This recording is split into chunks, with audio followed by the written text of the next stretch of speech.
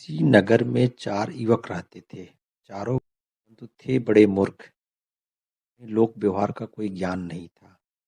एक बार उन्होंने विद्या पढ़ने के लिए काशी जाने का निश्चय किया। अपने निश्चय के अनुसार वे काशी गए और योग्य गुरु से 12 वर्ष तक विद्या पढ़ी। निरंतर अभ्यास से वे अनेक शास्त्रों में निपुण हो गए। उसके बाद वे गुरु से आज्ञा लेकर घर की ओर चल दिए।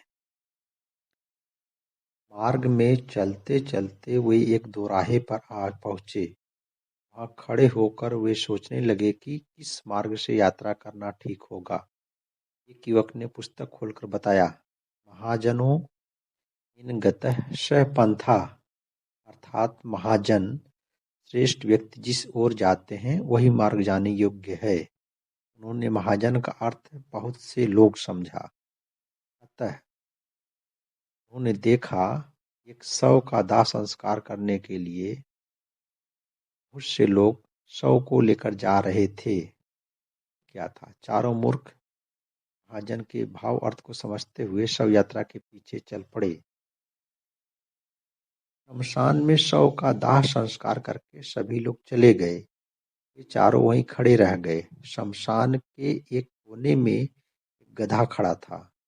दूसरे युवक ने अपनी पुस्तक खोली। उसमें लिखा था, राजद्वारे शमशाने च यस्तिष्ठति सः बांधवः, अर्थात राजद्वार और शमशान में संकट और शोक के समय साथ ठहरने वाला भी भाई या संबंधी होता है।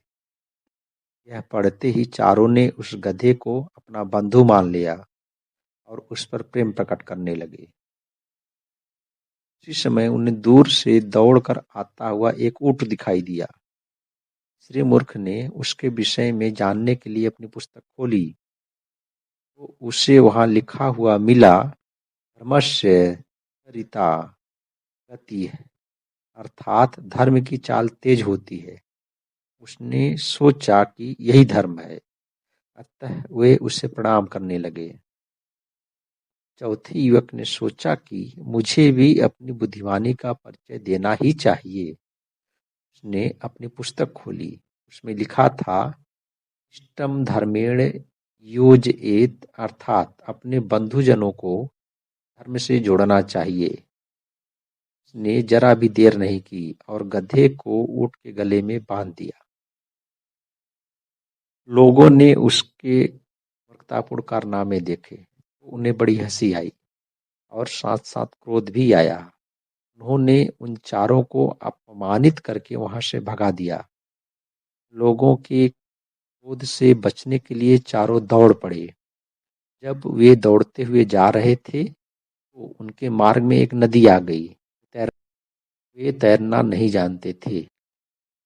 अब उनके सामने यह समस्या आई कि नदी को कैसे पार करें। भी एक युवक ने फिर अपनी पुस्तक खोली। उसमें लिखा था, आगमिष्यन्ति वै यत्रम तस्मास्तारयिष्यति, अर्थात जो पत्र या पत्ता आएगा वही पार तारेगा।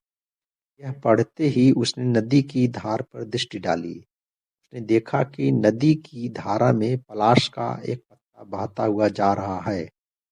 उसने क्षण भर की भी देर नहीं की और धारा में बहते पत्ते पर कूद पड़ा।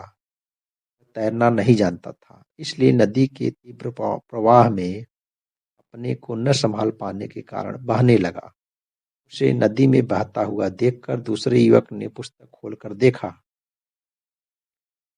उसमें लिखा था, सर्वनाशे समुत्पन्ने अर्धत्यजति पंडितः, अर्थात बुद्धिमानी इसी में है कि सारा जाता दिखाई पड़े तो आधा छोड़ देना चाहिए। यह पढ़ते ही उसने नदी की धारा में बहते हुए अपने साथी के केस पकड़े और तलवार से उसका सिर काट दिया।